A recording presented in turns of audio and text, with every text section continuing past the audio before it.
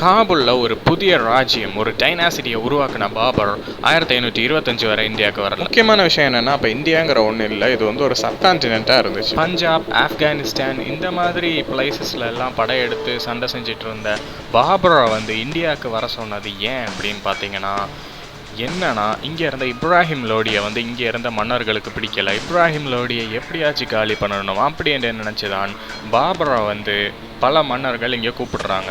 அதில் ஒரு ஆள் தௌலத் கான் லோடி அப்படிங்கிறவர், அப்புறம் ஆலம் கான் லோடி, ராணா சாங்கர், இந்த இவர்.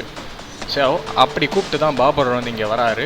ஃபர்ஸ்ட் பேட்டில் ஆஃப் பானிபட் நடக்குது. அங்கே இப்ராஹிம் லோடியை கொண்டு புதைச்சிடுறாங்க. என்னதான் ஒரு எனிமியாக இருந்தாலும் எனிமிக்கு வந்து ஒரு ரெஸ்பெக்ட் தரணுங்கிறனால பாபரோட ஆளுங்க வந்து இப்ராஹிம் லோடியை ஒரு நல்ல இடத்துல அடக்கம் பண்ணிடுறாங்க. நெக்ஸ்ட் பார்த்தீங்கன்னா, அதுக்கப்புறம் இங்கே இருக்கிற கிங்ஸோட வந்து 1527 வந்து பாபர் வந்து சண்டை போடுறாரு. சண்டை போட்டு கடைசியில் வந்து டெல்லியை ஃபுல்லாக பிடிச்சிடுறாரு. ஆக்சுவலி பார்த்தீங்கன்னா, இங்கே இருக்கிற மன்னர்கள் வந்து பாபர் கிட்ட போட்ட டீல் என்னென்னா, நீ இப்ராஹிம் லோடியை டிஃபீட் பண்ணிடு, டெல்லியை வந்து நீ பாதி வச்சுக்க, நான் பாதி வச்சுக்கிறேன், இப்படி என்று டீல் போட்டாங்க. பட் கடைசியில் அது நடக்கலை. பாபர் எல்லாத்தையும் அடிச்சுட்டு அவர் எடுத்துட்டாரு. ஸோ இதுக்கான ரீசன் என்னன்னு கேட்டிங்கன்னா, பாபரோட ஆர்மி வந்து ரொம்ப அட்வான்ஸ்டாக இருந்துச்சு. அவங்க யூஸ் பண்ண அட்வான்ஸ்டு வெப்பன்ஸ், அட்வான்ஸ்ட் ஸ்ட்ராட்டஜிஸ் இதெல்லாமே வந்து இங்கே இருந்த மன்னர்களுக்கு புதுசாக இருந்துச்சு.